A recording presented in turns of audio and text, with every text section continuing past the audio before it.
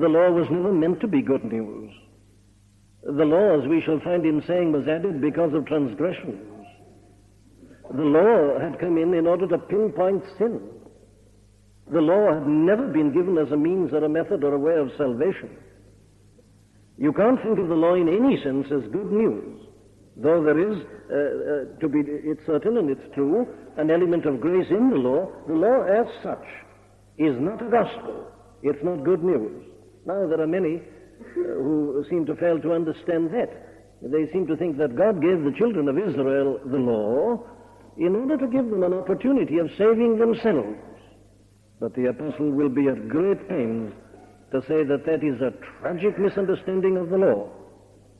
And therefore to think that the gospel only came in as an afterthought when the law had failed is just to misunderstand both the law and the gospel.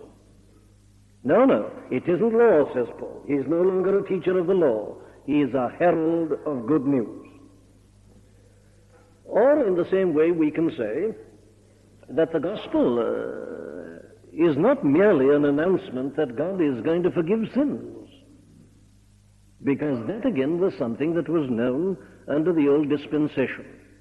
There is a very great and wonderful doctrine of forgiveness of sins in the Old Testament.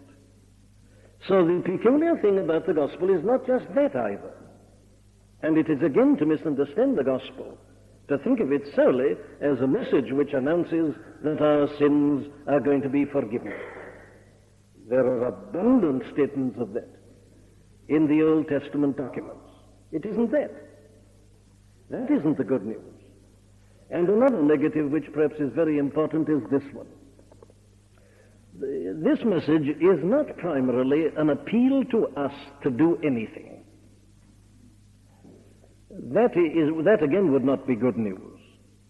There are people, as you know, who seem to think of the gospel, the Christian message, as just a great appeal to men and women to live a good life, to be moral and to be ethical and so on. Now, it's not for me to criticize others, but I have no doubt at all that a good deal of that kind of thing will be heard next Sunday.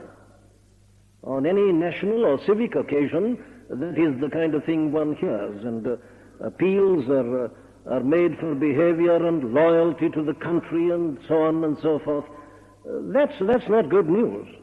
It's not gospel, therefore. It's not the Christian message. But so often it passes as the Christian message.